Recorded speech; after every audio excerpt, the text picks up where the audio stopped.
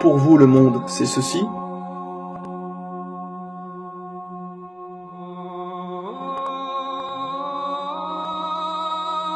ou bien cela.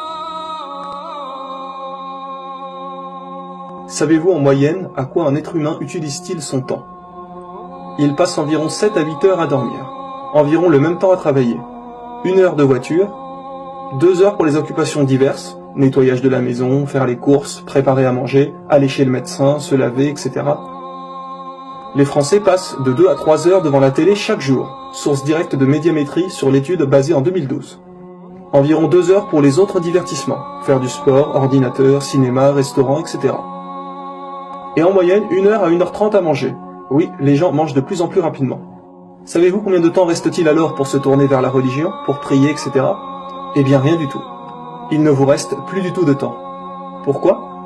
Parce que des banalités inutiles ont capturé votre esprit et vous poussent à passer votre temps à faire des choses qui ne servent à rien. Rendez-vous compte que vous passez parfois des heures devant la télévision.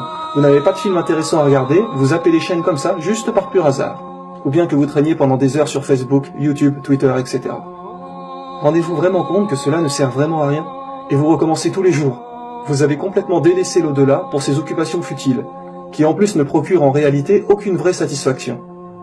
Ne vous rendez-vous pas compte que cela n'apporte rien? Ne vous dites-vous pas le soir en allant vous coucher que vous avez perdu votre temps, que vous n'avez rien fait vraiment de votre journée? Non, vous allez recommencer le lendemain et le surlendemain, etc. Allah nous a bien dit, mais vous préférez plutôt la vie présente alors que l'au-delà est meilleur et plus durable. Alors que certains musulmans pieux, eux, prennent chaque jour 1 heure ou plus pour faire leur prière, lire un peu de Coran, remercier Allah, chercher à aider des gens, rendre visite à leurs proches, leur offrir un cadeau de temps en temps, chercher à aider un pauvre, apprendre l'islam à ceux qui ne savent pas.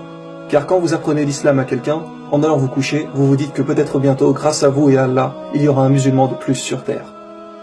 Mais quand vous allez vous coucher après 2 heures de jeux vidéo sur l'ordinateur, l'iPhone, etc., vous vous sentez plus fort, plus instruit? C'est cela l'exemple de Mohammed, sallallahu alayhi wa sallam. Ne nous a-t-il pas prévenu de cette période pleine de tentations? Ne nous a-t-il pas prévenu que cela allait arriver? Que pratiquer votre religion deviendrait aussi difficile que de tenir une braise dans sa main? Que ce qui lui faisait le plus peur pour sa communauté seraient les femmes? Toutes ces femmes qui sortent en petite tenue et qui nous tentent.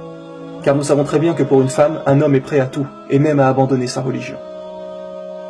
Alors, notre prophète, sallallahu alayhi wa sallam, ne nous a-t-il pas tout dit pour que nous soyons sur nos gardes, et qu'il n'y ait pas de surprise? Et vous, vous doutez parfois de Dieu, à cause de tous ces blablas qui nous sont constamment racontés à la télé? Ne nous a-t-il pas dit que viendrait une époque où de grands mensonges seraient racontés? Mes frères et sœurs, réveillez-vous. Vous entendez les rappels, mais vous n'en tirez pas les leçons.